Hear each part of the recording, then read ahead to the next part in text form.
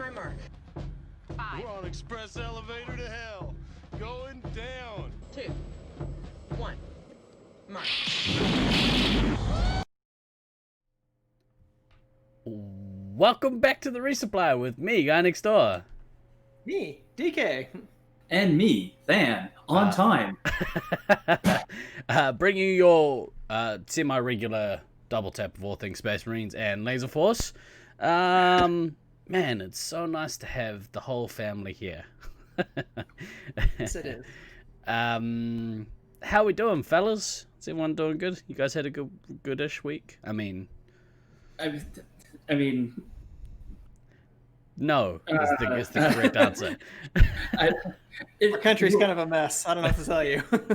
Yeah, without going into the a country trying to tear itself apart on so many levels. It was a week. I mean, work was work, and and as everybody knows right now, work just ends up being keep doing more work with less people, and then senior management at any rate goes, well, why hasn't this gotten done? Have you seen how many fucking people we have trying to do all this fucking work?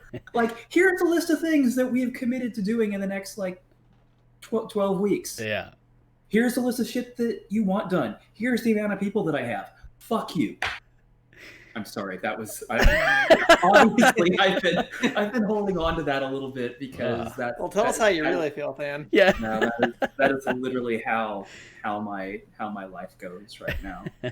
And it's back to school time for me, so certainly that's been an adjustment, which at least in my case is a little bit better because I had been planning to teach online this fall anyway, so I wasn't scrambling to just tape some rocks and sticks together to try to make a course that people can enjoy, but there's still some rough patches here or there. But you use the tools that you've got, right?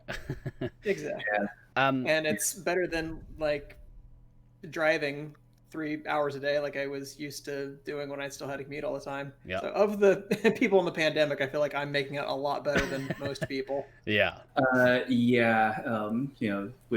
With Julie going back, and for those of you without your Resupply decoder ring, Julie's my wife. She teaches high school, and they're doing the distance learning thing right now, and Jesus fucking I have to do it for adults. I can't even imagine doing it for kids. So it's obviously it's bad enough doing it with adults that are actually paying to be there. She's got to deal with a bunch of fucking high school kids, and she's got freshmen this year, and freshmen are freshmen. That's year 9 for those of you in Australia and New Zealand, because I'm trying to do all the decoder ring stuff. Still beyond me. I'm working on forms. Damn it! You give me a form. I'm with you, but I don't know grades. Don't know. It doesn't matter. Who cares? I don't care. 15-year-olds. I don't go to school. They still use years in New Zealand, right? They do now. They didn't when I was at school. Okay. Anyway, I gotcha. I'm with you now. Okay, good. I've had my coffee's kicking in.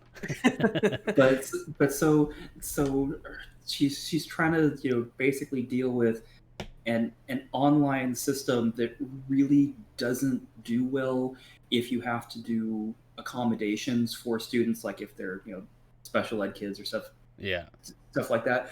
Plus, because obviously the school districts want their money for attendance, because that's how they get paid.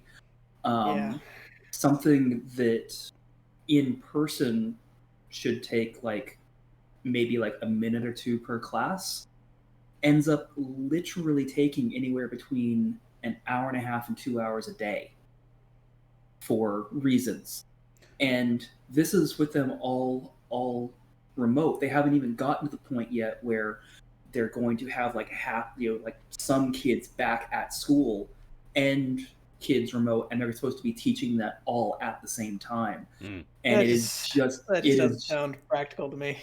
It's not. It is a clusterfuck of epic proportions, And the comment that she made to me last night was essentially, you know what, it would just be easier if they just said fuck it and sent everybody back to school, because trying to actually teach online doesn't work, because and the reason it doesn't work is because of all these additional restrictions that get put on about not actually necessarily being able to teach. Like, you can't record the lessons and shit like that. There's just some weird bullshit.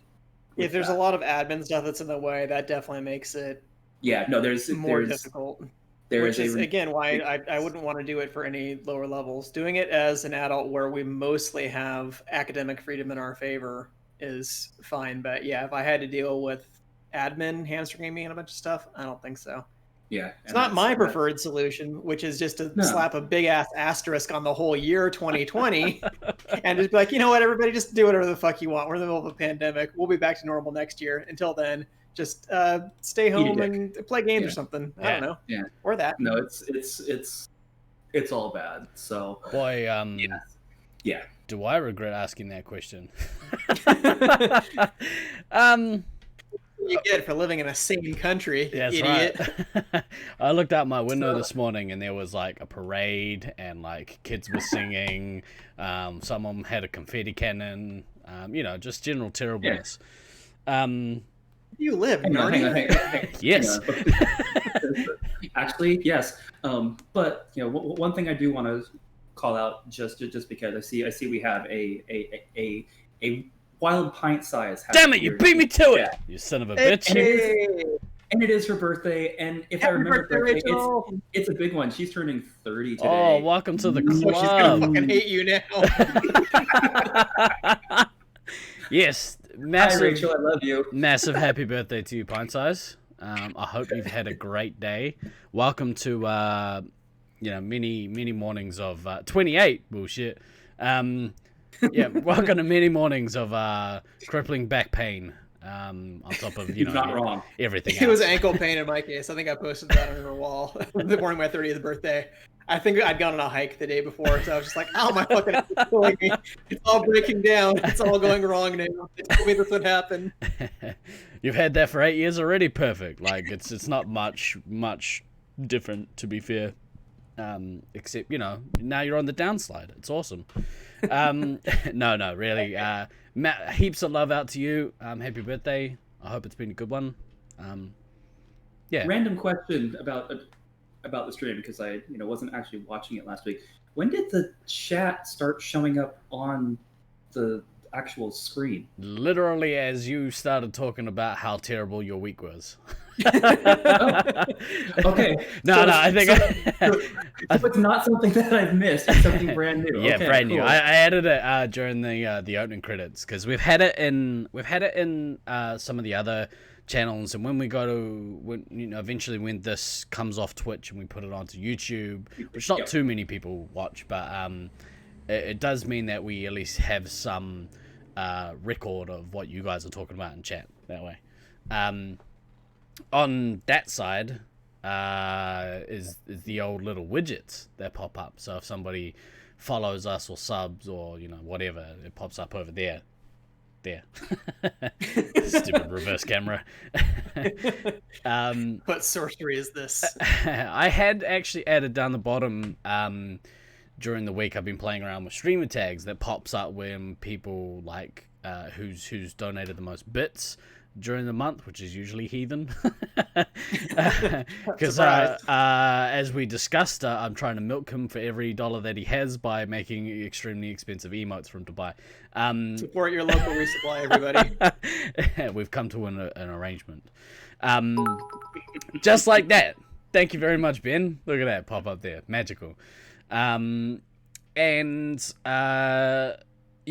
it comes up with live stuff. I need to work on a new kind of a new layout that actually allows it to fit on the screen, and also when it's just me and DK, which will probably be going forward. The format of the show will likely be every fortnight it'll be me and DK, and then every other week it'll be me or the three of us. Although if Discord is any indication, it looks like Al is already trying to slide into Than's job Is slot. he really? Oh, I don't know. I saw him asking something about, hey, are they looking for a new host, a new co-host? Look, we can make that happen now. The Resupply brought to you by Salty Heathen and No Outdoor Gaming. You're not wrong. We'll sprinkle in a bit of Ninja Jack, and yeah, that's about right. Y'all sending my non-existent kids to college, where they can be, taught by DK's angry face. I have a very pleasant face when I'm teaching, actually, because I don't have to actually see people live. I just make my videos in advance. Speaking of which, here's some DK faces in chat. So, we had a pretty interesting chat last week, kind of. Last week we were a bit all over the map, but we were talking to Greg eventually about how the Auckland tournament's going to run coming up in October. It's all been oh, look at them Reggies. Thanks for throwing Reggie in there. All the Reggies. It's all been approved by the 3 various sites, and Very cool. Yeah, so assuming we get the numbers, which I hope that we will, we'll be good to go. But we've already found that, with it being during a weekday, some people can't get the time off work, which is very disappointing. But maybe you should prioritize Laser Force over your income. I agree. Yeah, That seems reasonable. You never know when laser tag is going to go away. A pandemic can shut down your work anytime. Just live life to the fullest, kids. That's right. You want to enjoy those Laser Force times while they're here. Aw, now I have a sad. Yeah. But we had Greg on. He did do some updates to how the tournament's going to run. If you're interested, I'll chuck a link again in the Discord, but there's a link somewhere in there where you can go check. Where you can go check out the format of the tournament if you're interested. He basically changed the amount you earn for like wins and stuff. He rejigged that to make the numbers a lot smaller so that my brain can process them. Because I was struggling with the millions of dollars. But today we were going to talk about something that's near and dear to our good friend Mr. Duckman's heart. And DK, do you want to like eloquently put what we're going to talk about today? I'm not sure if I can. So it came up last week that we were talking about various incentives in the tournament structure, and Ducky said something to the effect of, mothing is for idiots. It's not legitimate. You should only be trying to kill the medic. That's the only kind of way you should be playing the game. Yeah. If you do anything else, that's wrong, basically. Accurate. Don't totally disagree, but I thought it would make for a more interesting thing, and I think I even said this last week, that, that could be a whole show in itself, talking about the viability of different strategies and whether or not, mothing or point whoring, as some people say, is a legitimate strategy. Yeah. So thought that we just kind of explore that topic in a little bit of detail, and people from chat have thoughts. This could be a good interactive kind of discussion. Well, let's face it. Most people in our chat have thoughts. Whether we want to, listen to them or not, will be the whole other question. Before we keep going, we've had some issues with the audio over the last forever. Is everyone, can everyone hear everyone clearly? Like my mic, I've usually got myself turned up louder than everyone else, so you should be able to hear me. But can you hear these two? All right, let us know if they need to be bumped up a smidge.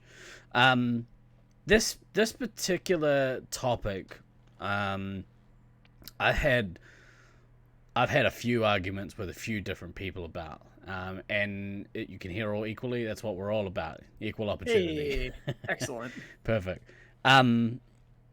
Yeah, I've had a bunch of discussions with this with a bunch of different people, and it depends. I guess it depends entirely on the personality or the play style of the person that you're talking to. There are some people that are good at kind of switching their gameplay style, but usually some people have a yeah, a particular preference. I'm less shiny today. Excellent. That would be my fancy new camera. Thank you all. Thank you, Resupply community, for helping us improve the quality of this channel. You guys directly are responsible for my new webcam, helping us create quality content for you. And if you want to see Steve with the shirt off, go to his OnlyFans page. Yeah. Quality? Quality? Yeah. I feel like you're pushing the definition of that word a Well, little bit. I have noticed that it does seemingly make my face a little more detailed, which I'm not 100% sure that's a good thing, because now you can, yeah, you can see clearly how terrible this neck beard is. Look at that, it's fucking horrendous. Well, we all jointly agreed back in the day that we have the perfect faces for radio, and we insisted on doing the live show. So that one's on you, buddy.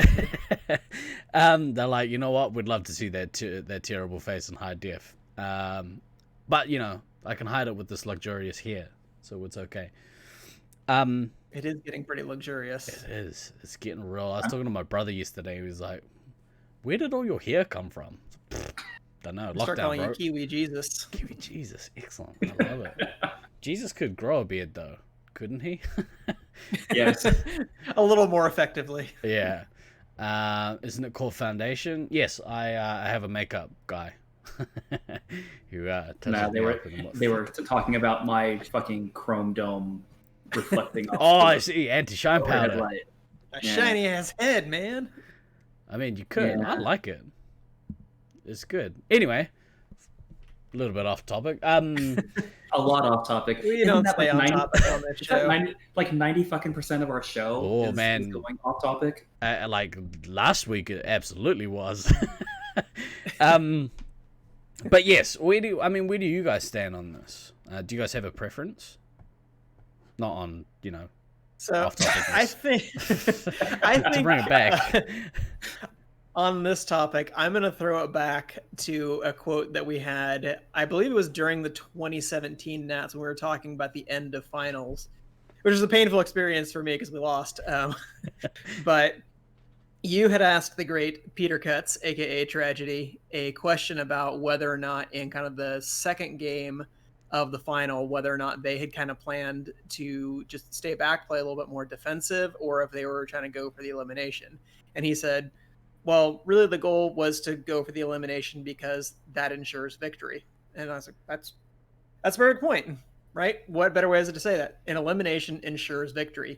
If you can get the elimination, you absolutely should. It dominates all other strategies. If you get the elimination, you win the game, no matter what else happened. I mean, unless you're like cheating dickheads or something, but I mean, that would never happen, right? Yeah. No, not ever. That's never happened in the history of any Laser Force tournaments. We don't talk about that. Hashtag 2015. Hashtag Scythe sucks. Hashtag shame. You wait till next week when you have enough bits to buy your new emote. Exploitation. We're all about it. Apparently. But yeah, I mean, you're right. Like an elim generally ensures that you are going to win the game, which usually no. There's no generally about it. An elim ensures you win the game. It's literally written into the rules. You elim, you win. So let's be precise with the words. It doesn't generally mean you're going to win the game. It 100% means you're gonna win the game. What I meant was match. If you can get an elim of your opponent, like, it puts you in good standings to win the match. That's better, right? Which words matter. Is probably where the second point kind of comes in. But overall, I would say that I kind of agree with Duckman's philosophy that your goal absolutely should be to kill the medic on the other team, to kill the opposing team, to get the elimination. That is the goal of the game. Yeah. But, right, now is where we throw in all of the caveats. It's a fancy button. Right. So, at the end of the day, the game doesn't end when one team is eliminated. It is still a timed game, and when it goes to time, as many games do, the team that has the most points wins. So, as a secondary objective, yes, scoring more points than the opposing team is a perfectly legitimate way to win the game. It is literally the way that, well, actually, I don't even want to say that most games are won, especially in a tournament where a lot of times maybe 50% or more of the games are eliminations. But when you have two teams of relatively comparable strength, sometimes the elim will happen, sometimes it won't. And you want to be ahead on points if you don't get it. It's interesting because then it comes down to, I think, which maze you're playing in and what the kind of general play style in that arena is like. Like we have a very elim focus maze in Auckland, but what was happening for a little while is we had some guys who were from that kind of old school, well, not old school, but like that style of thinking that you have to kill the other team. You go take the resupply at all costs. That's your main objective. Go kill the medic. And they had a lot of issues with that method when in our arena some guys started to play a more mothing or point whoring style of play, where they could float around, you know, one area of our arena, like the downstairs green base, and keep, you know, the opposing commander out or keep them out of their resupply. That became the way that some guys were able to combat the just, you know, run in and kill everything kind of gameplay. So it really frustrated a lot of guys, and people were sort of saying, well, look, this isn't in the spirit of the game. The spirit of the game is to go kill the other team. And to which the response was, well, I'm beating you this way. Why wouldn't I do it? And I guess that's where the annoyance comes from, right? Is sometimes there's times in a game where you get beat by somebody who's not actively trying to go kill the resupply. Right, but that's the thing, is that if your strategy is to kill the opposing resupply and that team manages to thwart your plans, can you really be mad at that? I mean, that's like basic. You can totally be mad at it because they've prevented you from doing what you wanted to do. Well, that's like Chapter 1 Sun Tzu Art of War type stuff, though, right? When you know what your enemy's goal is, actively undermine it. Yeah. And there was one guy in particular. So there's one guy in particular that got real mad about it because there was another guy in particular that was very good at undermining it. And I won't bring up names, but it was always. Did he throw chairs by any chance? No, it wasn't me. It was a friend of mine. They also have, you know, Breve. Yeah, it was Brevo. Luxurious hair. Yeah. Cool guy. But he I mean, the person that was kind of undermining it was right. Like, their strategy was working because it clearly frustrated this other player to the point where they got frustrated for a while and stopped coming for a little while. But yeah, it is an interesting one, because, like, you know, we kind of preach go and kill the resupply, but this other method was like very effective in our arena, and it actually got to the point where the person that was mothing was able to kind of switch between the two. So he would moth and then go and attack like once during the game, but really, like, he stayed in one area of the maze and just kept picking people off as they were running into the resupply. So I don't know. I guess to me, I don't necessarily see the distinction there. To me, that's not what I would consider mothing. That's just setting a defense to prevent the enemy from doing that. So to me, say that's not legitimate is to say, well, you really shouldn't have defense. You should, in that case, just make the rule: the resupply has to stay by themselves, and good luck to them. Yeah. And so the other players on their team have to go kill the other resupply at all times. So the dude doing the mothing was the opposition commander. So instead of going upstairs to you know, do battle with the resupply up there, he would stay down and keep the other opposing commander out. And I think like maybe it comes down to skill level as well. Like I would absolutely condone that kind of play if you had a less experienced heavy, or even a new player as a heavy, and you had to offer them some support. But I think that's a different thing. That's just, yeah, you're right. That's just playing defense. Yeah, and you know, two comments from Chad. And back to the earlier one first.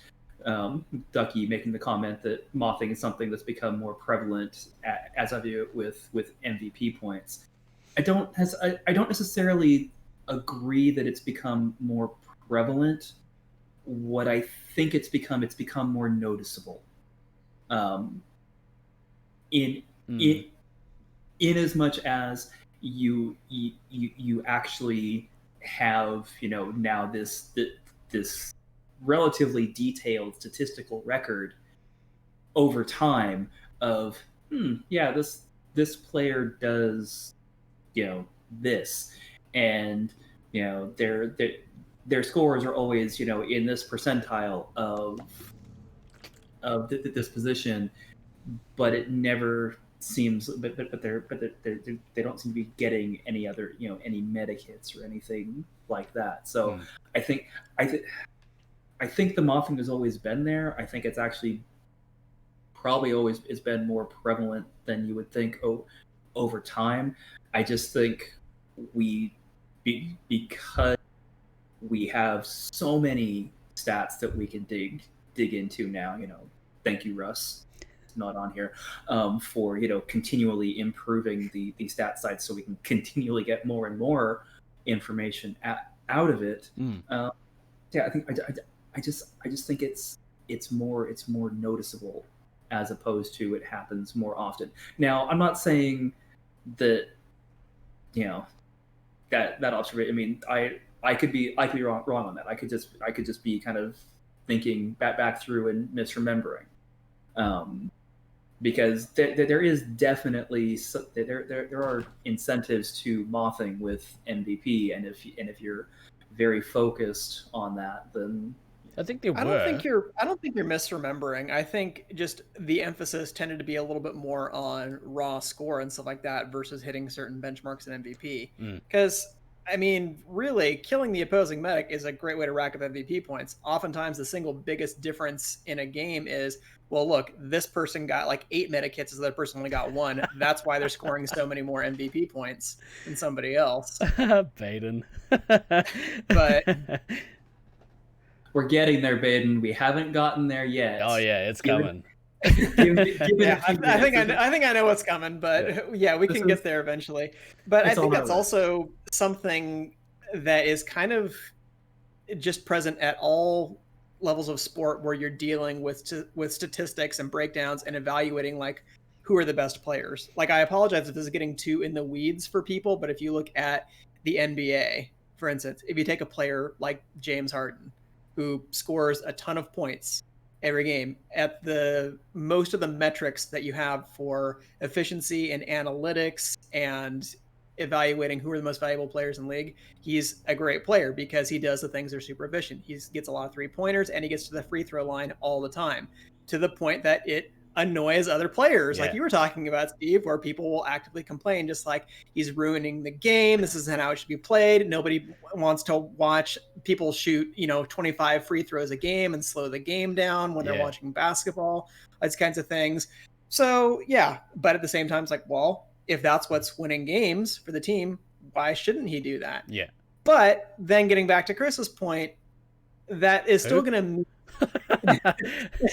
that's still going to meet a hard cap at some point, because if you ask most people who are familiar with the NBA, okay, well, what's the knock on James Harden? Never wins, never makes it to the championship round. They haven't won any titles. They have only made the conference finals like once or twice, and they got their asses kicked. So there's still a hard cap on that. Yeah. So at the end of the day, yeah, if people are only focusing on MVP points, you will miss things.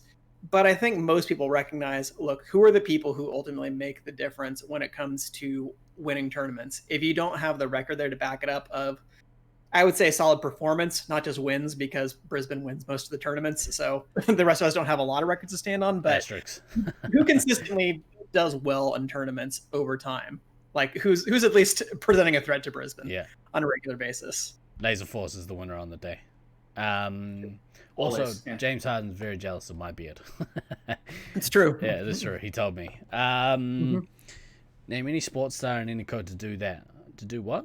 I missed what that was. But yeah, I think also with MVP, because MVP's evolved from what it was a bunch. So I actually went back a couple of days ago, was going through my a Laser Force folder that I have on my computer, because I definitely have one of those, and was actually looking at like, oh, here's the V1.0 spreadsheet that I was doing MVP on, 9 years ago, and was looking at, kind of how things were broken out. It's like there are some things that are, still pretty similar, but it is pretty interesting to see the level of change over time. And some of that is, now we've just got more access and more games and more people looking at it. Yeah. But there has definitely been a lot of evolution to those formulas and everything else over the last 9 years. Sure. Apologies for the facial expressions. I had some Gatorade and it was far more sour than I was expecting it to be. So no, I'm not having a stroke. Not yet. Not yet, yeah. You can't see my hands. Hashtag hydration. Yeah. Blimey. So like I was thinking about it before we went on the air, about what the different the actual like defining what the different strategies of gameplay within Laser Force kind of are. And I could kind of I kind of thought of three kind of key ones. I don't know if you guys would agree or if you had your own ones, but lay them on us. So first and foremost, going from my favorite to least favorite is attack the resupply. That's sort of the number one thing. You want to attack the resupply. At all costs, you go and you send your attack out, they take the resupply, but constant pressure on the reset. Number two is more of a point whoring method of play where you moth around, you kind of set up a zone and stop the opposition from coming through, getting to your reset, but you don't actively pressure the other team. And then number three is what we call the turtling / wall / totem pole method, which fuck this strategy, fuck all this so much. This is fucking bullshit. This was the epic levels of bullshit. But we've talked in great detail on this podcast in the past about our thoughts on the totem pole. But I think we'll crack into some of that shortly. But what do you guys think that's about right, or is there any different ones you can kind of think of? I think in general there are probably sub strategies within each of those, but yeah, I would say that's your high level. That would generally describe things. I mean, I would make an amendation to the walling strategy, is that walling is a particular tactic that you can use. Occasionally teams have used it as a strategy for an entire game. But even then, when you guys, as I understand it, the way that you've described 06 to me, I wasn't there, so you can correct me on this, is that they were running a limited wall with some of their team essentially doing that to prevent people from going in, and then sending out the commander and or heavy to then go and attack your resupply. Yeah. So it wasn't a 100% wall. It was a limited term strategy designed to combat a particular tactic that Auckland had developed to try to beat Brisbane, and almost did, as I understand it. But then you guys couldn't figure out the totem pole. Yeah, so Ducky is right. The totem pole only works if you keep running to it. Yes. And that still to this day will still piss me off when I think about it, is the constant sight of Sam and Soul and Sneak running into the green disco and just giving up points upon points and lives upon lives. And it's like, guys, okay, this is one of those times where, you know what? It's not working. Yeah. Stop. Yeah. Mm-hmm. Stop feeding them points. Leave a person just to make sure, like, nobody comes out, and then scramble on the 2-3 hits that are actually pushing on us. Stop. Just stop. I can see trying to get in, like, 2, 3, maybe even 4 times. But at that point, when it's been consistently, like, you're just getting racked down every fucking time you go in, guys, you are not in general that stupid. But apparently on the day. Well, if you've been doing something like for a week and it's been working, it's hard to switch out of that. So it hard. absolutely is. Yeah. And that's, we just got outplayed. Oh yeah, no, I mean, for sure. I mean, they came up with a strategy, they executed it. We didn't adjust in time. You got to see Angry Than. It was great. Oh, you went like. And this was a team I had a concept I had to discuss with a number of Sacramento players, because I feel like our arena played in a similar fashion in that it wasn't necessarily super difficult given the right circumstances for one player to sneak in to a resupply area and take out multiple members of an opposing team. Yeah. So some players got very comfortable trying to use that as a strategy of trying to break an entire team themselves. But when it came to playing maybe other teams who aren't used to playing the same strategies, who've developed things for their own arena or going to other fields, I'm like, guys, that's not always going to work. We have to play better as a team. If you keep throwing yourself into a wall and you're constantly getting shut down and you're constantly, not getting into their resupply and just feeding them points, that's not good. You can't do that. You have to develop alternative strategies. Because something works in one case, it doesn't mean A, that that's the best strategy, and that B, that everything else is like bullshit and you should just say, well, they shouldn't be allowed to do that kind of thing. Because I get it's super frustrating going into a wall. And the same thing happened in 2017 in one of the games where we actually did get the advantage against Brisbane, and I'm trying to remember exactly when it was. But they had lost, I think, 1 or 2 members of their team, and so they decided to wall in the open sign area in Sacramento. Essentially, for people who haven't been there, that kind of one-way hallway, the fun box, as people called it.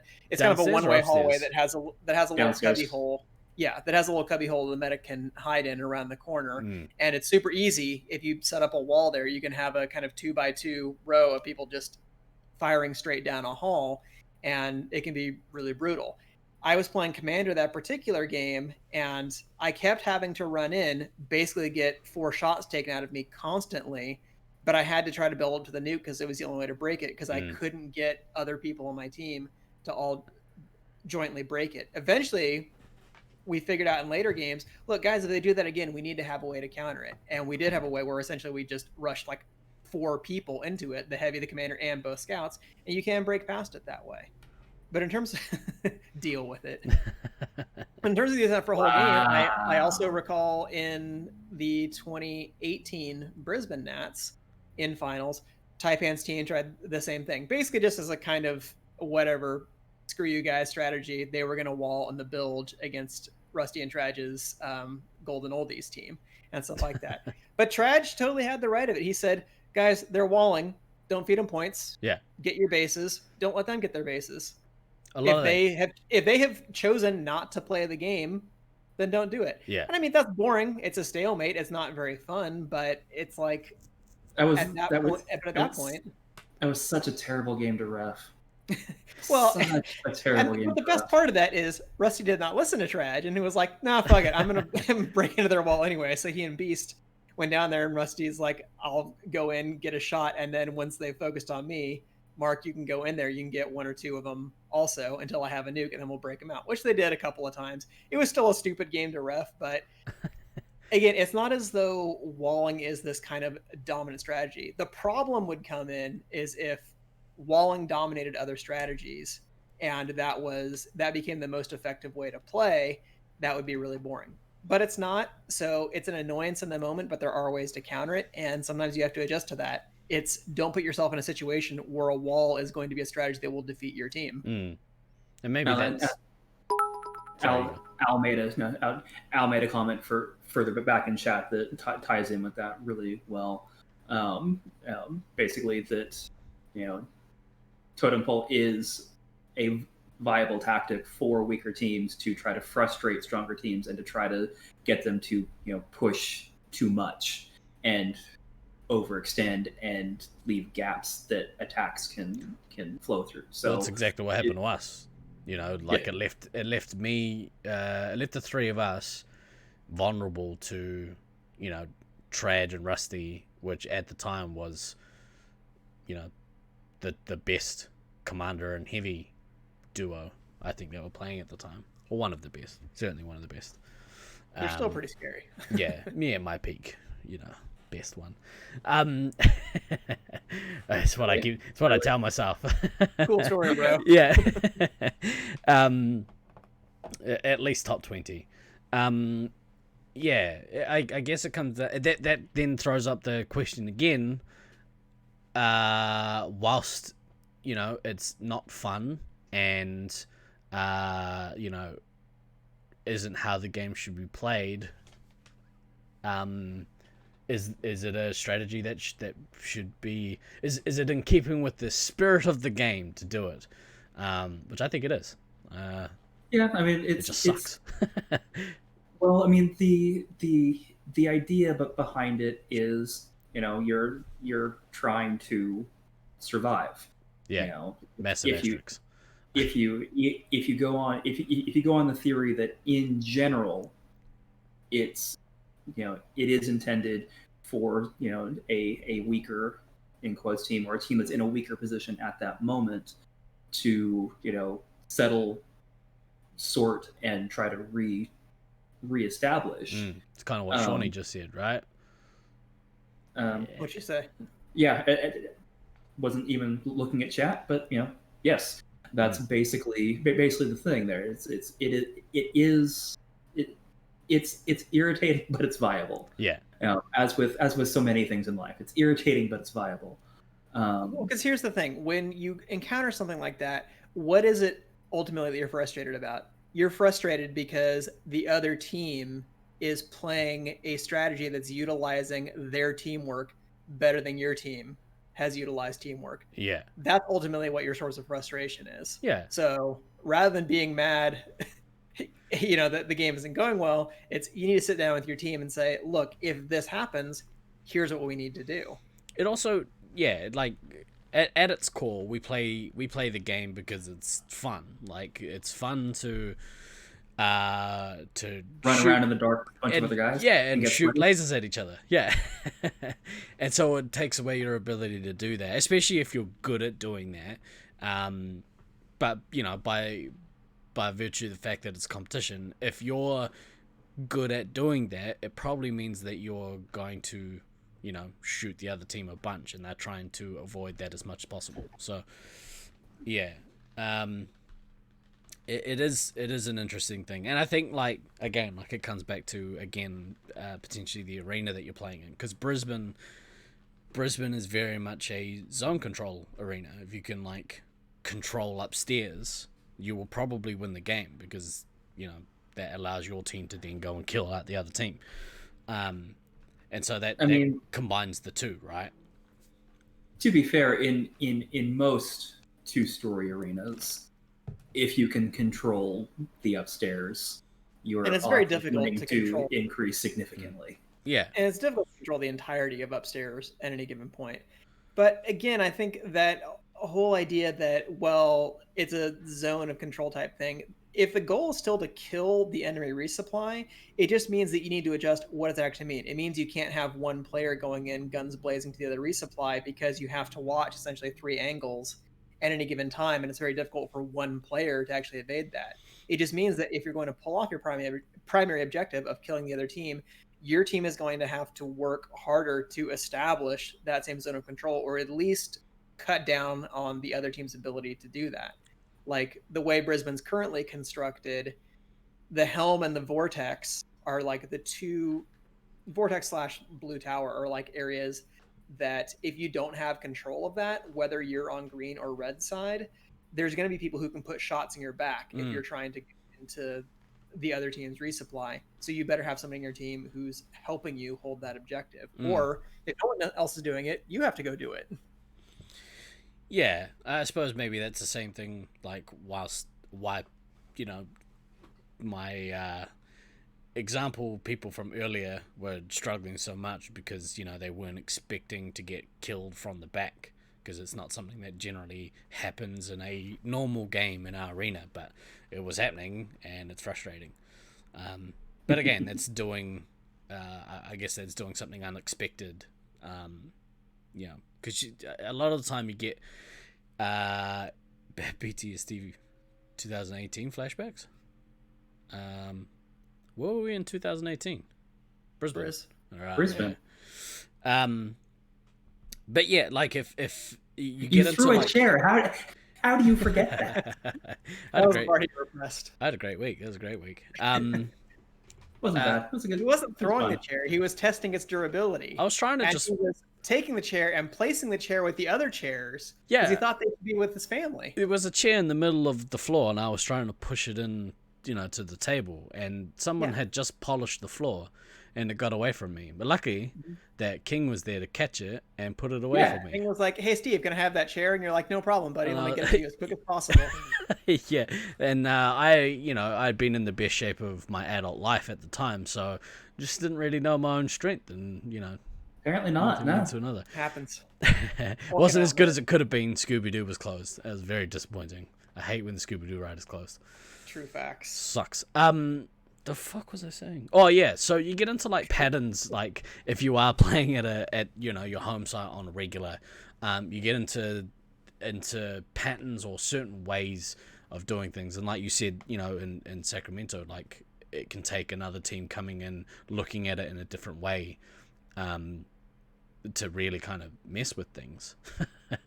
You get that a lot with like new players as well. They come in, they don't really know the arena as well, and so they stand in places you would never expect, you know, somebody to be, and you get shot in the back.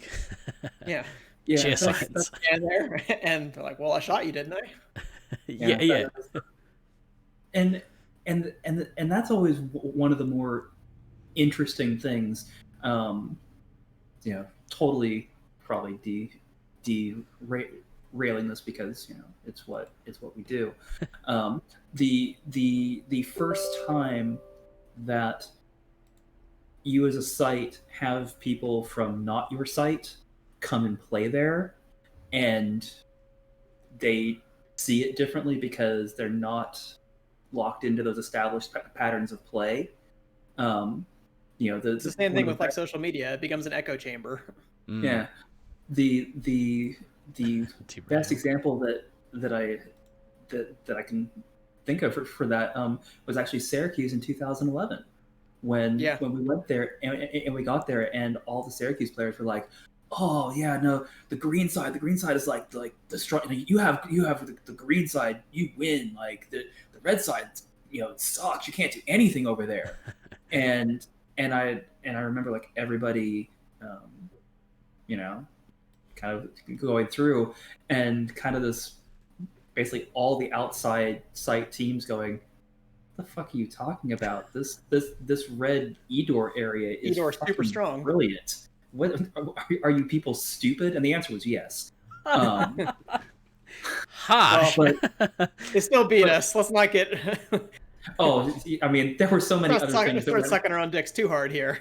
Oh no, there were so many other things that went wrong that week, and once the Syracuse players actually saw like outside people using Edor to its best effect, they adapted super quick because it's like, oh, it's our arena, so we're just going to kind of change this pattern of play, and it worked really well for them, and they performed much better once they realized, oh, that site doesn't actually suck. But the point being that, yeah, when you're in the echo chamber of your own maze and in those patterns of play, and then you get people from outside that aren't subject to that echo chamber and look at things a little differently, sometimes they're gonna come up with things that force you to reevaluate what you're doing within your own maze. Now, sometimes they find stuff that it's like, no, we know that doesn't fucking work because we tried that, years ago, and it's a losing fucking strategy. But you do you and go right ahead. But every so often you get those nice little nuggets of changing the pattern of play. Yeah, right on. Was there other stuff you guys wanted to touch on with this? I hope so. Yeah, well, so coming back to your example, Steve, of talking about a commander who plays more defensively to rack up points rather than going out to kill the opposition team. Yeah. It's contrary to what a lot of us assume, like, the commander's job is Yeah. to be the primary attacker and to go handle the enemy resupply and stuff like that. But if you sit down and think about it for a second, what is really the only position in the game that has a built-in incentive to score more points? It's the commander, because you have the incentive of the nukes. There's really no added benefit to a heavy playing more defensively than another position, just from a game construction standpoint, except that's how we're used to playing. And they have relatively slow shots and low caps, so it behooves them to stay a little bit closer to the resupply, and they can defend them more effectively because they can put a commander down in one shot, right? But heavy scoring more points, other than achieving your secondary objective of scoring more points, doesn't do anything on its own. A commander scoring as many points as possible and getting those nukes actively do contribute to both your primary and secondary objectives. The nukes, in absence of anything else, you get enough of them, you can kill out the enemy team and the enemy medic. If you get 5 nukes in a game, that's only 5 lives you have to take off the enemy medic to kill them out. Yeah. So in that case, like, I don't necessarily view that as illegitimate. If you're going to build nukes faster by playing the midfield and picking up people who are wandering across the middle, if the other team doesn't have a counter for that, why wouldn't you do that? Yeah. But then that's the point, right? That's the question of the purists being like, yeah, but that's not how you're supposed to do it. And I guess it comes down to, I don't know. Again, going back to like the NBA, that to me is like my pet peeve of the old guys talking about, like, well, back in my day, you just had to get, some big dude who's 7 feet tall in the low post and just shoot everybody's head. That was real basketball. Like, okay, wow. So the tallest guys would always just dominate the league, and you never shot 3-pointers. Okay, cool story. So what? Now people do. Yeah. Adapt with the times. Yeah. That's how you play. And so I guess that's kind of the lesson, right? Is, hey, Ducky, adapt to the times. He's an angry old man. You leave him alone and let him yell at his cloud. This was all just an elaborate intervention for you, mate. We're concerned. Wow. We're concerned about you. Yeah. So, but I think that's the point. That is the that's the point of that people are trying to make is one method not within the spirit of the game. And I guess it depends on your personal preference, because I know that there are some people that have moved on from playing in Auckland because things change. Specifically, Than came. Hang on. I did clean up after myself. Let's be clear. You cleaned up when you got there.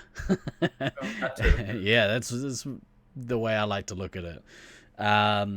There were a lot of people that stopped playing once the era of Than happened, and it was probably best for everyone involved. But yeah.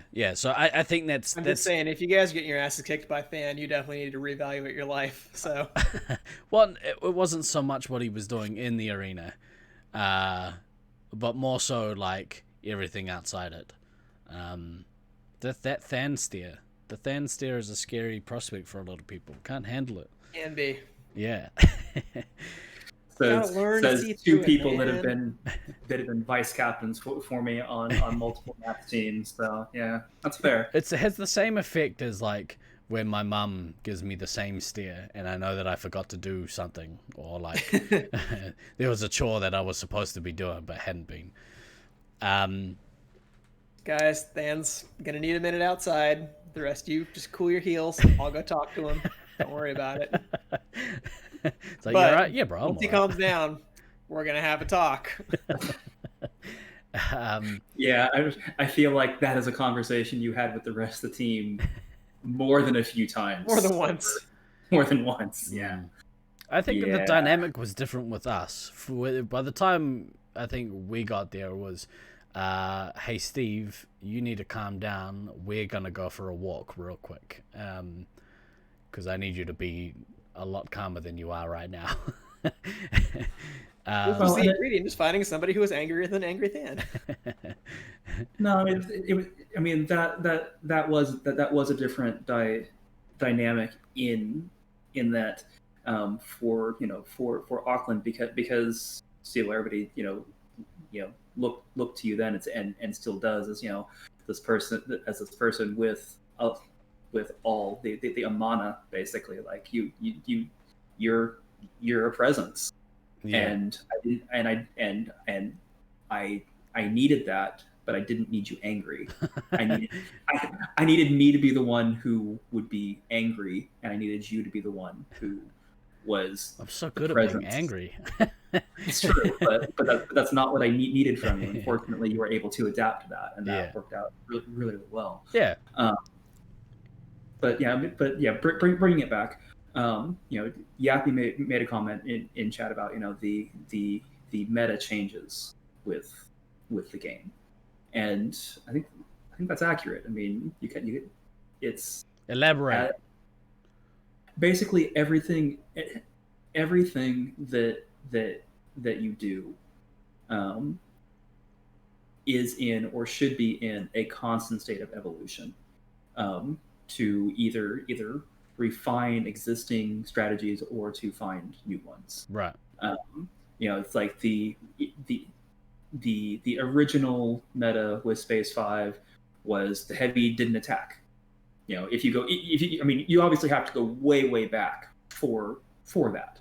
But in the original meta, the heavy, the heavy was for defense. That's what the heavy. That's your role. Yeah, you fucking defend these fuckers. Yeah. And then the meta evolved to, well, actually, the heavy is pretty fucking devastating if he can go out and attack. So maybe we want him to do that for a little bit while other things are happening. The meta evolves. The meta continues evolving. Now the meta really is / should be the perfect rotations of getting out, attacking super fast, letting one or two people be able to get topped back up to full in the time that you're attacking, and spinning those cycles perfectly so that there's a constant pressure on the other team, and you're never wasting time with everybody either back or out all at the same time, unless everybody out pushing is a train rush. Yeah. But so that's what I mean by the meta evolving to build off of Yappy's comment. Right on. The nucleus of Auckland lasers, I assume you're talking about Than. Because he's totally talking about you. Nah, Than.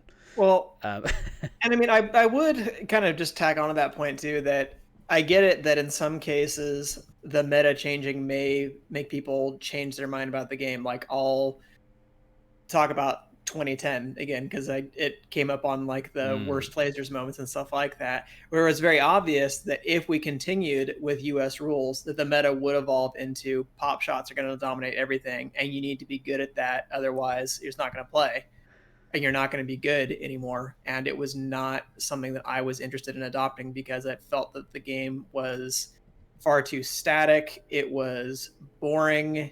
It lent itself to styles of play that just weren't as enjoyable. So I get it that occasionally there's some kind of change to the meta that people might not enjoy and might leave the game. But to me, the difference in that case was that it changed the entire nature of the game because it was a strategy that dominated all others. If, like I said, if it got to a point where walling was the strategy that dominated all other strategies, yeah, I wouldn't want to play that every game. That would be boring. But that's not what it is right now. It's not a dominant strategy, unless you just feed the wall and bash your head into it constantly. Because yeah, that's why people set walls on you, because it actually works. Which like, yeah, I think if you're a little more savvy, because I hadn't really seen a good totem pole work or a good wall. In fact, I think that was the first time I'd seen it in 06 personally. And most of the time when it works, it's because it's a very experienced team who otherwise operates very strongly together. Yeah. The example that you made earlier of that's a way that a weaker team can potentially try to force something against a stronger team. Yes, to a certain extent, but a lot of times weaker teams don't know how to actually do the wall or the totem pole appropriately, and it can lead to some hilarious consequences. Yeah, they freak out very quickly. Go hide behind a rocket. Because once it's broken, unless you can reestablish it someplace else, it's like, okay, well, now what's your plan? Yeah. Now you have literally no other way to operate during the game. Yeah. Yeah, because there are a lot of mazes that don't have those areas. In fact, like, I don't really think Auckland has a space now, because we made sure it didn't, where you can like effectively wall, because there's always two ways into any area in the maze. So well, that's the thing too. If you really care that much about it, then yeah, you can alter your field such that if there's always two ways in and out of a place, a wall is only going to be pretty limited in effectiveness. We mostly did that for training for Ballarat, because that was the most accurate way we could kind of envision the Ballarat map that we got drawn, that there was nowhere really for a team to, set up one way in, one way out. And so we changed our arena so that we could train specifically for that. And then we just liked the way that the arena played after that, so we never changed it back. Well, not walling off discos anyway. But that's another thing. How would you be forced to learn how to break it? I think breaking a wall. I'm not sure breaking a wall is something that can be trained against in any sort of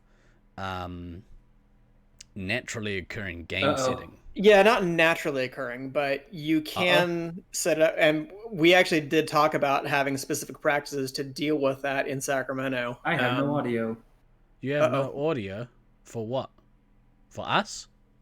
Probably. Well, he didn't hear you say that, so... I can't hear anything. Oh no, it's finally happened. Problem. We're going to have to find a home for you, sir. Can people hear me or... Yeah. Oh, this is terrible. Okay. Cool. Write whatever you want. Get a whiteboard marker and write on your forehead.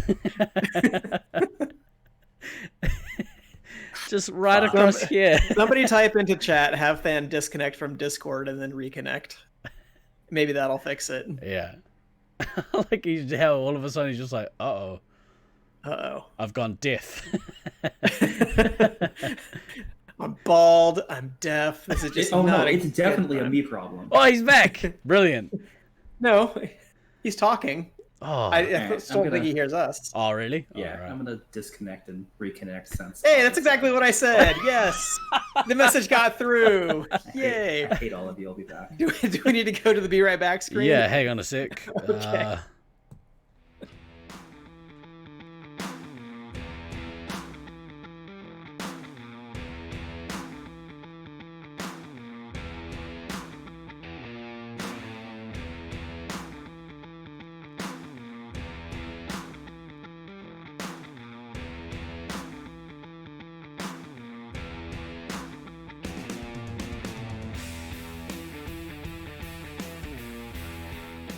and I have no idea. I have no idea how insulting you guys were being, but I'm assuming it was pretty fucking insulting. No way. We weren't, not really that we much. weren't saying anything that would make you enrage at all. Nothing about whiteboard markers or anything. Yeah. Saying you had to write on your forehead. You're right, Heathen. Wouldn't be a resupply without technical challenges and hashtag foreheads. Yeah, no, that does seem fairly accurate. I do think maybe I'm gonna have to start wearing like a beanie or something, or well, not because interesting segue. Interesting segue. This is pretty fucking terrible. A+ product placement. Gold. Segue right there. Couldn't have done it better myself. This week's episode brought to you by merch. So I'm gonna do a run of merch for anyone that isn't in the Discord. You should, if you want, come join our Discord. Hang on, go on. Come join the Discord. Thank you, Nightbot. Well, I'm gonna do a run of headwear. So if you want a beanie that looks like that, or maybe like that, I don't know which way is which. That was good. Nailed it. So yes, this that beanie over, there. And we're gonna do some caps as well. So we'll do a flat peak and a curved peak. It'll be the same embroidered logo, and it'll be as this size, probably either side of the head, but not in the middle. If you want one, come order one. I think it's $20 for a beanie plus whatever shipping is. We'll work that out when we get there. $25 for a cap. So if you want one, you got. And he's talking in Kiwi pesos. Kiwi, so. Yes, yeah, Kiwi pesos. Just to be clear, so that's like $5 US or something. What was the? And then $55 shipping. I mean, it might work out to be about that expensive. Kiwi stonks. Not wrong. Not wrong. For the shipping, I'm gonna try if we've got orders from the US, I'm gonna send to one of these two chumps. If we send it to fan, don't send it to me. I already send way too much stuff to your house. I'm finally trying to start shipping it back to you now. Jesus. But we'll work out how the shipping works for there, and I might just get you all to pay me, and then I'll reimburse them. That's all stuff for off stream. But yeah, if you want a hat, order one, please. I've got 7 mouths to feed. That's not accurate. It's more like seven chins. But yeah, does the beard have mouths that we don't know about? Is that what you're actually hiding? Yes. Maybe if you'd stop feeding them, you'd have less. Oh. No, I'm sad. Oh. Yeah, so it's gonna be hopefully not too expensive for shipping. It's just probably gonna take a little while for orders to get out. But I'm gonna don't send to DK's. FBI is getting suspicious. I mean, the amount of crap that I have delivered to his house and give very little to no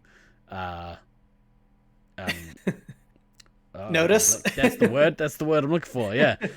That's cool. DK is going to be in Auckland in a couple weeks. I'll ship some stuff to him. That's exactly my thought process was. Yeah. And then, stupid COVID. But yeah, if you want a hat, hit me up on Discord. We got a bunch of colors and shit. They should be pretty cool. I like mine. It's nice. Get one too. Look how good it looks. Ooh, it'll cover your glorious hair as well if you have it. Or cover up the shiny spot on your head. Yeah, if you don't want that on stream, so people can't see where you accidentally wrote with a Vivid instead of whiteboard. So, yeah. Come order a hat if you want. All proceeds at this stage are going into my pocket. No. Pretty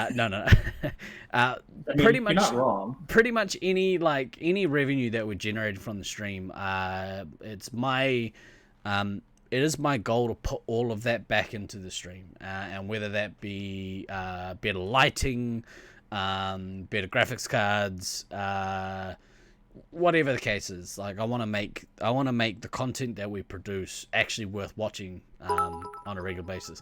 Thanks, Heathen, for those bits right there. They're right into my pocket. Yeah, or new emojis for Heathen, because I've apparently decided I wanted to extort one of our most generous viewers. So yay for Steve. I mean, really, buy Heathen more emoji monsters. Isn't that really how most Twitch channels are? You got a couple of people that just really really support, and And you just take them for all that they're worth. Isn't that how that goes? Isn't that how this works? That's right. Twitch is just MLMs for men. So what you want to do is you want to get your 3 friends to watch, right? And then their 3 friends are also going to watch. And then where's the lie? That's all I'm saying. We'll get rich up the top here. You do get all the perks. But yeah, I wanted to be. It's always weird talking about money and shit when you produce something and you put it out there for people to potentially purchase. So we want to be relatively transparent on the show with what we actually do with your hard-earned money, and that's because we have actually spent money, believe it or not, on the production. I mean, you can already tell that I should have stayed in non-high def. But it's too late. You think that Mario paid for itself? I don't think so. See all my glorious things behind me? That's your hard-earned cash. No, we Preacher Steve. It's like we were just talking about Jerry Falwell right before the show. How appropriate. Prosperity for Preacher Steve. Send me all your money so I can get stuff. You prefer HD Steve-O to translucent Steve-O. Me too. That guy, the other guy, is so see-through. Yeah, Ghost Next Door was a little bit weird.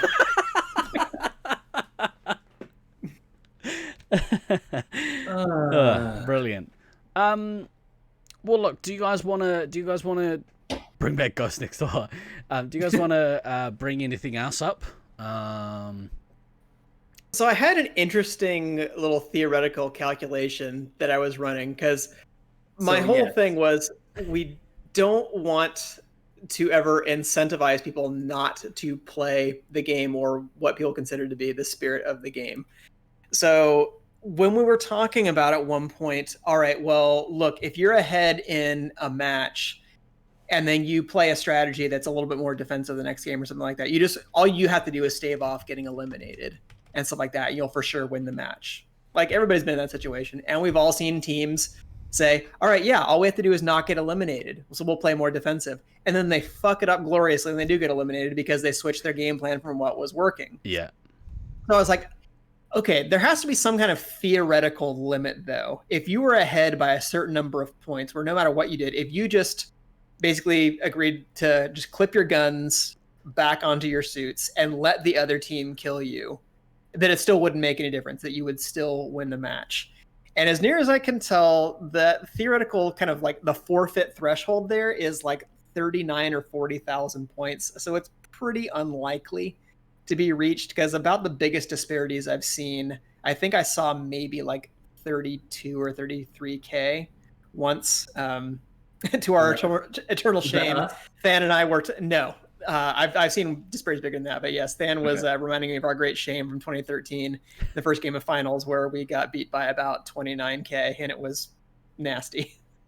So yeah, it's unlikely to be reached, but it's like you really wouldn't want that kind of situation where the other team can basically agree, well, no matter what we do, we can just not play this game and we'll win automatically because of the match structure. So the game is structured in such a way that's pretty unlikely. But I calculated that based on, all right, look, the opposing commander and heavy have to get off all their missiles. So let's just say that they use all 5 of their missiles each on the enemy medic. That's 20 lives. That's 5,000 points right there. Let's maximize the number of points they can get for killing the 3 hits by only having the scouts or 1 hits kill the enemy 3 hits. So they're going to get 3,000 points for killing the heavy and 4,500 for killing the commander, so on and so forth. Add in all the bases, the elim bonus, stuff like that. Depending on exactly, I don't know how the system deals with double or triple taps in terms of calculating scores and things like that. But because people would lose lives faster, I don't think it actually would be advantageous. The limit is somewhere around like 39 or 40,000 points. And that's crickets. Well, it's one of those things where, I mean, it's one, it's such an unlikely point total to ever be ahead by. Let's start there. I mean, like literally, like you said, I mean, the largest differential I've ever seen was our complete clusterfuck of Game 1 of 2013 finals, where I think after elim bonus, it ended up like 29 or 30. It was about 29K. 30K. Okay, and that was an epic clusterfuck. I would find it hard to believe that you could clusterfuck much harder than that to give up another 10,000 points. But the secondary thing to that is, and Ducky made this comment in chat, and you're just going to end up getting penalized for unsportsmanlike, because I mean, right. what is more unsportsmanlike than basically just like having the game start and leaving your guns clipped and being like, whatever, degaff, fuck this, but don't care, shoot us. Doing that, do anything. but also pulling the fingers. And I mean, where situations that have even come close to that have arisen in the past, where like, especially if it's the final of a tournament and one team just gets epically smashed in the first game or the first match, something like that, and it's unlikely they can come back. Sometimes there's a kind of gentleman's agreement between the teams to say, you know what, let's just have a fuck around game where we're just going to play something fun and you guys are definitely going to win, but let's throw some curveballs. Let's randomize positions or something like that, but still play the game because you guys are going to win anyway. I mean, at the end of the day, why would you play if you don't enjoy the game, right? Like, right. And I think for most of us, not only do we like this game, we love it. It like governs a lot of the decisions that we make in our lives, or at least definitely has governed. It actually, yeah. When you do that kind of thing, it's like the amount of decisions that it has made for me over the last 20 plus years, 23 years I've been playing now. Yeah, is pretty fucking ridiculous. Yeah. So, Salty Heathen says it governs your bank account. Fortunately for me, I either worked the places I was playing or was running things, so I didn't actually really ever pay. Yeah, minus the thousands of dollars you've spent on airfare getting to various tournaments over the years. Okay. We did the math. Let's not pretend this is a free hobby, even when it's free. We did the math a while back. It's less expensive than it otherwise could have been. I got to like a total of like 40 grand spent on Laser Force and Laser Force related activities. Also, thanks for the follow, Bob D Builder. I really appreciate it. I don't know why it didn't show up in the little widget right here. It should do, but it didn't. I'm gonna have to have stern words with it. But yeah, it was, the total was like 40 grand or something over my lifespan that I've spent on Laser Force and Laser Force related activities, and that was 2 or 3 US trips ago. So it's gone up significantly since then, although I did alright at Vegas, so that sort of brought it down a little bit. But not enough. If you're paying like $10 a week for members night, which lots of people on SAC still were, because I was organizing stuff. Like, Sean didn't make me pay because I basically would agree to run everything, turn things on and off, and lock up afterward. And he's like, yeah, that's fine, you don't have to pay. And I'm like, okay, that's okay. But if I looked at somebody who is paying like all 52 weeks of the year, just my ticket to Brisbane already blew out of the water how much they were spending on Laser Force. Yeah. Necessarily. So I can't really say that I was actively saving any money as a result of that. Yeah, I think I've done 4 trips now to the States because of Laser Force. 3 or 4. I can't remember. And that's a really expensive trip most of the time. Although in recent years, my air travel has been paid in air points, so that does make a significant difference. I was gonna do that this year, and then fucking COVID, stupid ass. Back in the late 90s,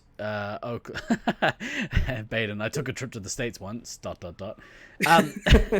And you're still here. Yeah. So I thought I was out, and they pulled me back in. Bro, that's called overstaying. Back in the late 90s, Oakley had 26 players spending over $1,500 per year, and that was before they traveled to tournaments. Yeah, I mean, that's an expensive members night. Poor soul from PointsHub. Mistakes were made. Look, if you want more special points, Baden, smash that subscribe button. Drop us a no. But you can spend your special points on nukes if anyone wants to demonstrate how that is done.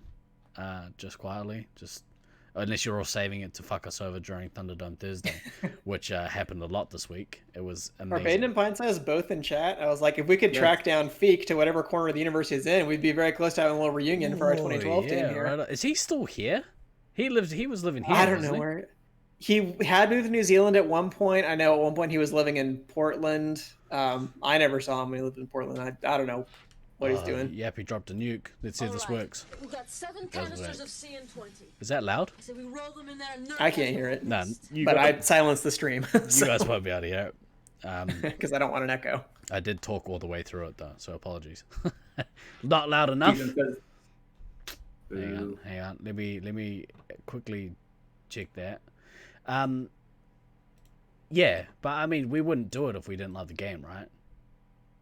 Yeah, it's true. It's kind of it's why it kills me that I can't play, and why I'm still giving serious consideration to whether or not I should risk a trip across state borders to go play in St. George in a couple of months. I mean, you know, I believe the term was I would crawl through broken shards of COVID to play laser tag if it was just me.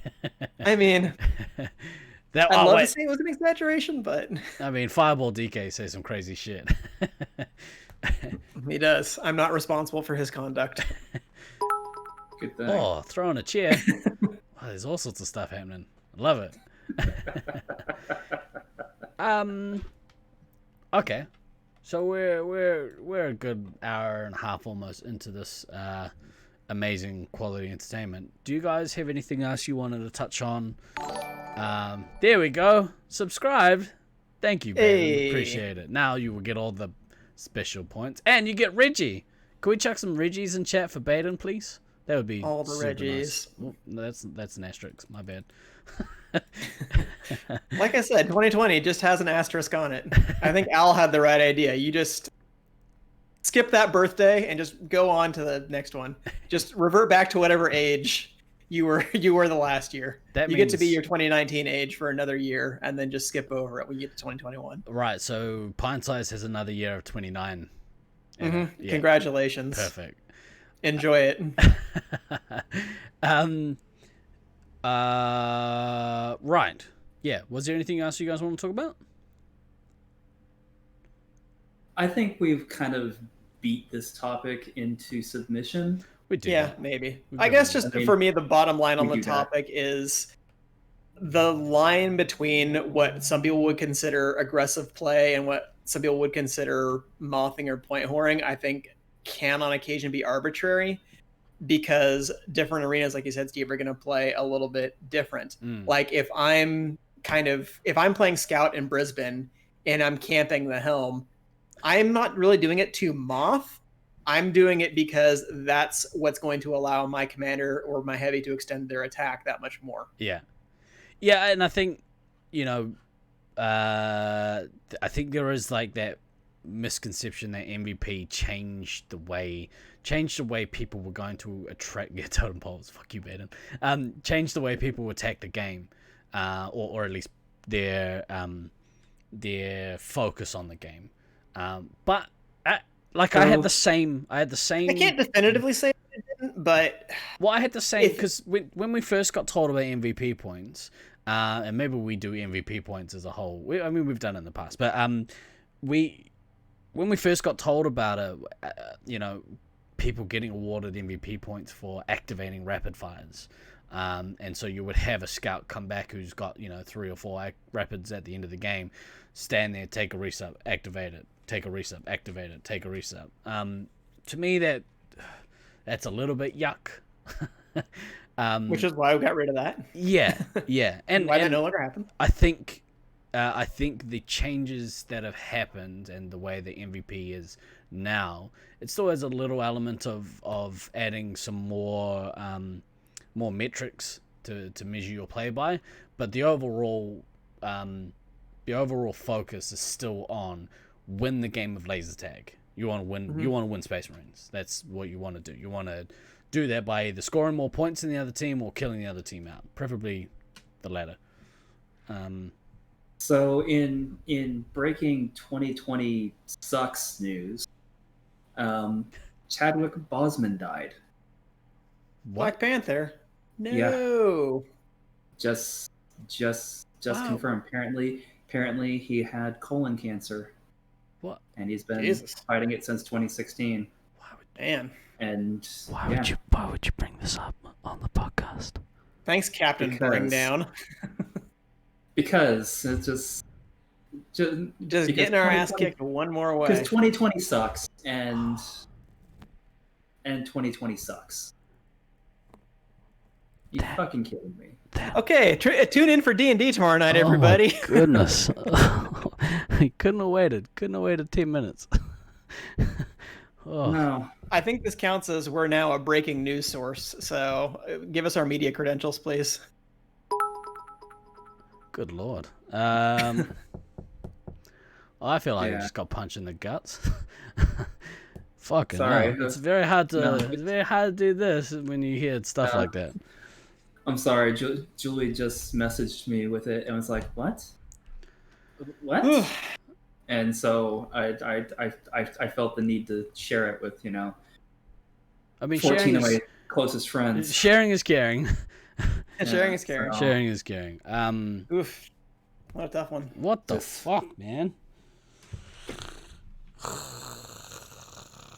So, yeah, sorry to take what had been such an entertaining pod and just totally maybe entertaining. It was generally entertaining, and just shoot it right in the fucking foot here at the end. But in all seriousness, we are playing D&D again tomorrow night because this is the week that we're playing twice in a row. So now I don't have to get messages from Hoodie on Saturday morning my time to be like, fuck, I wish we were playing this week. Now instead I can get one that gets to say, hey, we get to play tonight. Yeah, so yeah, we're playing tomorrow. Next week there is no show or D&D. I will be visiting my dad. It's been the 1 year anniversary of his passing, so I'll be visiting my dad with my older brother. Yeah, obviously it's a really shitty time of year. Well, will be a shitty time of year going forward. Just to make everyone else feel, that much more average. My dad passed away on him and my mum's 30th wedding anniversary, I think. So it's the same day. So it's a especially rough time for her. Sure. So sending her lots of love. But we'll be back. We'll be back the following week. I'm gonna try and run a couple of streams before I head away this week. We'll do in lieu of Laser Force on Tuesday. And I might even see if Gray would be up to moving Thunderdome Thursday onto Wednesday this week. Because why not? Why not have Thunderdome Thursday on a different day? Thunderdome any day. Thunderdome any day. Last week was great fun. Thank you to anyone who hung out for Rocket League. It was ridiculous. If you haven't had a chance, go back through and view the VOD. I'm gonna go have cuddles with my wife. I think that might make me feel a little bit better about life. Oh yeah, that's helpful. Yeah, it is always helpful. Thanks again for everyone for your support. Like it's brought another whole new level to the show. I would happily speak on behalf of you guys and say that I very much look forward to every week doing this now. It's been really awesome to be able to interact obviously with you guys still on a regular basis, but also talk to everyone and chat live. It's brought a whole new level to the stream. I think it makes it so much nicer to do it. So a-hole heathen from hell is useless. Nah, he's a top bloke, that bloke. All right. Fucking hell. For this week, I've been Guy Next Door. I've been DK. And I've been Bring the Fucking Showdown Than. Always remember to backtrack, kids. Reach out if you ever need to yarn, because it's important. We will see you in a couple of weeks. Love you all. Bye, guys.